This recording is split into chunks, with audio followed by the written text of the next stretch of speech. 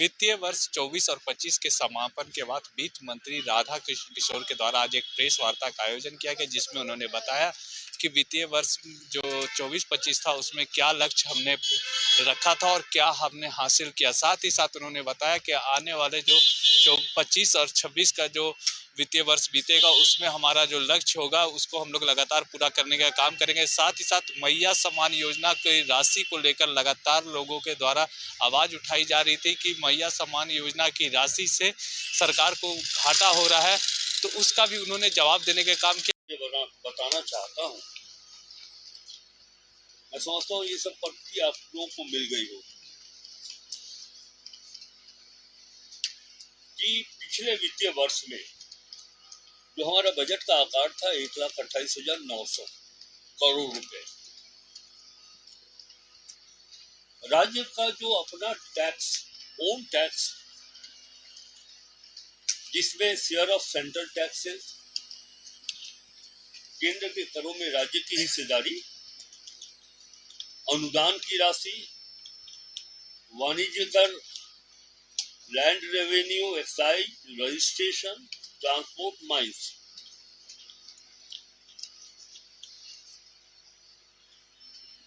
हम अपने टारगेट के विरुद्ध, टारगेट भी दिया हुआ है, सेकेंड पेज पर जाएंगे तो 92,189 करोड़ 189.10 करोड़ रुपया हम लोगों ने संग्रहण किया, जो कि टोटल बजट साइज के अगेंस्ट में 86.16%। हम सबों की कोशिश थी, पूरा लक्ष्य हम लोगों ने दिया था कि कम से कम 90% तक हम संग्रहण कर सके, लेकिन इसके बावजूद भी जैसा कि हमने कहा कि एक इम्पैक्ट तो पड़ता है चुनाव का, उसके बावजूद भी हमारे विभाग, राज्य से जुड़े अन्य विभाग के अधिकारी, उनके मंत्रीगण, ये उनका ही प्रयास रहा है कि 86.16% हमारा संग्रहण स्टेट ओन टैक्स है। यद्यपि हम यह भी कहना चाहेंगे कि ग्रांट्स इन एड, अनुदान की राशि का जो लक्ष्य था 16,961.35 करोड़ रुपया, उसके विरुद्ध हमें प्राप्ति हुई है 9,063 करोड़ रुपए। फिर हम इस वित्तीय वर्ष के लिए भारत सरकार के संबंधित माननीय मंत्री से मिलेंगे, अनुरोध करेंगे कि झारखंड को अनुदान की जो राशि है वो लक्ष्य के आलोक में उपलब्ध कराए। उसके बाद अदर नॉन टैक्स रिसीट जो हमारा हुआ है वह 103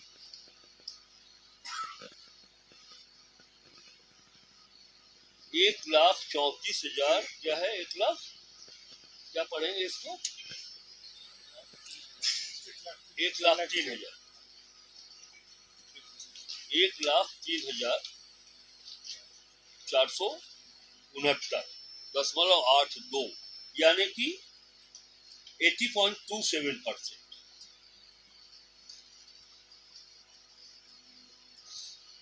और एक जहां तक मुझे वित्त की जानकारी है और फिर एक संसदीय, जैसा कि मैंने कहा कि जो संसदीय जीवन का अनुभव है, तो मैं मानता हूं कि चुनाव के वर्ष होने के बाद भी यह जो कलेक्शन का फिगर वो संतोषप्रद, इससे हम संतुष्ट। इसका अर्थ यह है कि 25-26 में हम इससे और बेहतर करके दिखलाएं। इसी तरह जैसा कि अभी हम चर्चा कर रहे थे FRBM के बारे में, कि जो आयोग का स्पष्ट कहना है कि बजट आकार के 3% तक ही आप लोन ले सकते हैं, तो आपको हम बताएं कि इस वित्तीय वर्ष के अंत तक, पिछले वाले वित्तीय वर्ष के अंत तक जो ऋण की स्थिति थी 3% से नीचे, यानी कि हम 2.27% हम लोगों ने ऋण लिया था, यानी कि हमारे पास लगभग 8,000 करोड़ का ऋण हरकर ने लिया था।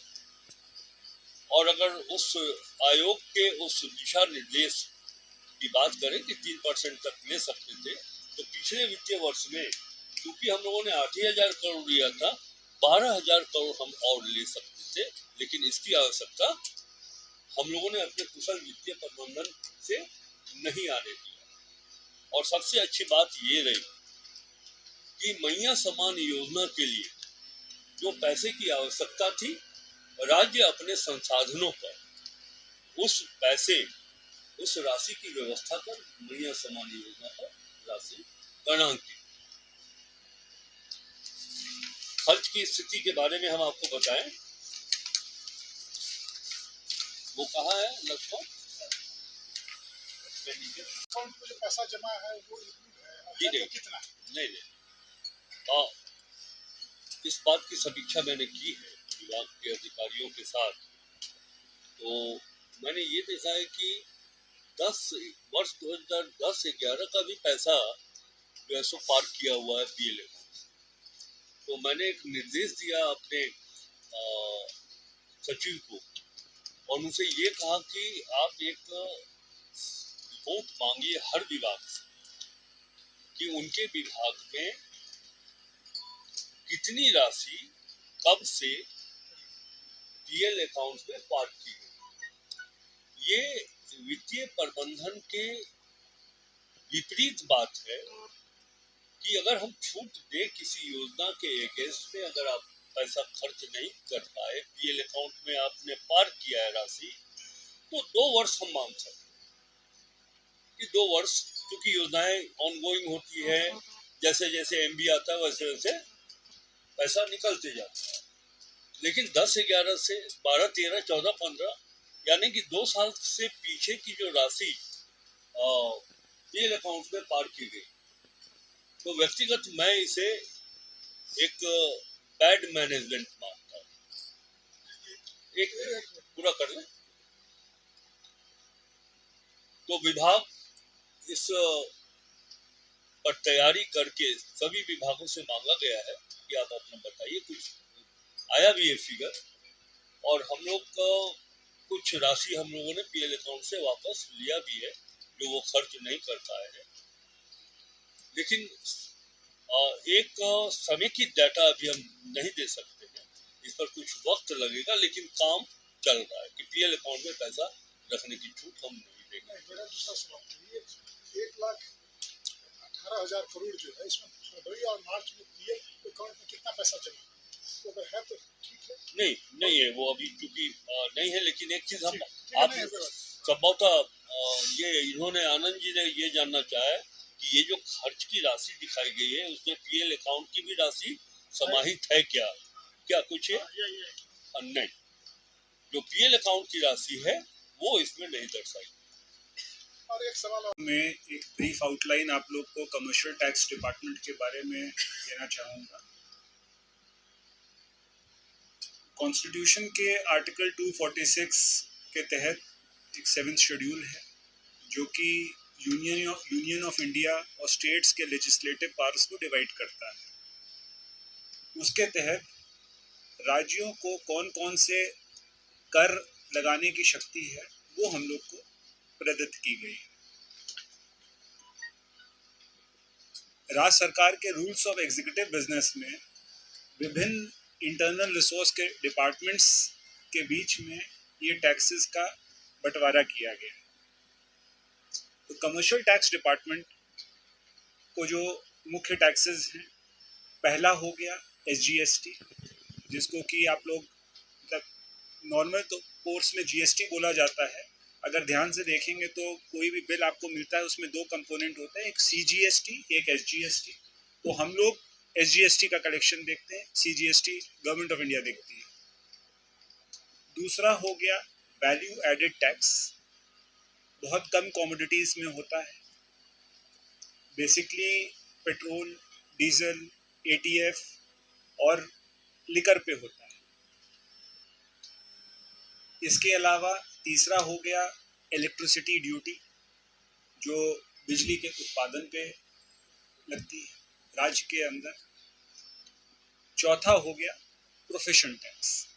ये 4 taxes commercial taxes department administer करता है और उनका ही एग्जीक्यूशन देखता है, इनका ही कलेक्शन देखता है। हम लोग के साथ यहाँ पर हमारे कोलीग कमिश्नर कमर्शियल टैक्सेस, जो कि अभी स्पेशल सेक्रेटरी फाइनेंस के भी एडिशनल चार्ज में हैं, श्री अमित कुमार जी हैं। अब मैं उनसे रिक्वेस्ट करूँगा कि गत वर्षों में और स्पेशली 24-25 में जो कमर्शियल टैक्स डिपार्टमेंट का डिफरेंट हेड्स में जो उपलब्धि रही, उसके बारे में आपको जानकारी देंगे और नेक्स्ट फाइनेंशियल ईयर के लिए हम लोग के लिए क्या स्ट्रैटेजीज हैं वो डिस्कस करेंगे। और हमारी प्रशासनिक व्यवस्था, राजनीतिक इच्छा शक्ति का ये परिणाम है कि चुनावी वर्ष, मैं बार बार इस बात को कह रहा हूँ कि चुनावी वर्ष होने के बाद भी 1,31,000 के विरुद्ध 1,18,289.69 अर्थात 90.13% हम लोगों ने खर्च किया, जो हमारा टारगेट।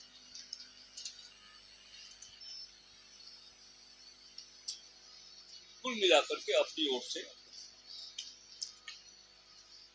सरकार की ओर से मैं यही बात कहना चाहता हूँ, एक तो रेवेन्यू कलेक्शन और दूसरा एक्सपेंडिचर।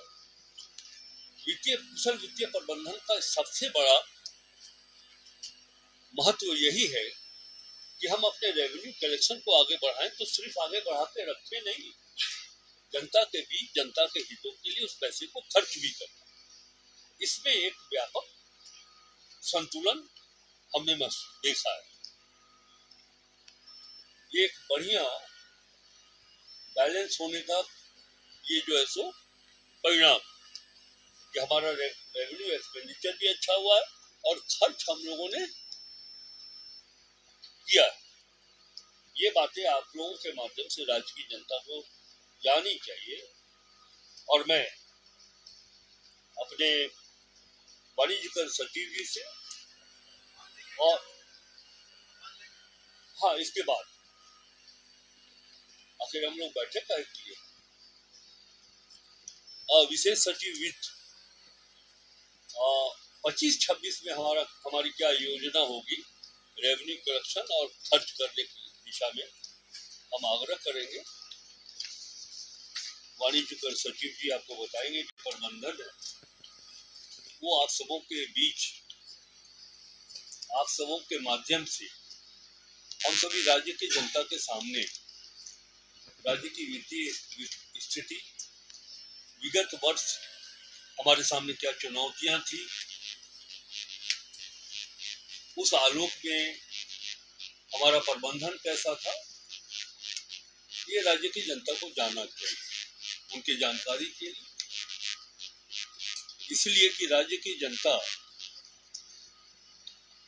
से हम टैक्स के रूप में जो धनराशि इकट्ठा करते हैं, जो राजस्व की प्राप्ति करते हैं, तो ये उनका अधिकार होना चाहिए कि वित्तीय स्थिति और प्रबंधन किस प्रकार। इसी उद्देश्य से आज का ये प्रेस कॉन्फ्रेंस का आयोजन है। हम सभी आप सबों का हार्दिक स्वागत, हार्दिक अभिनंदन करते हैं। हमारे साथ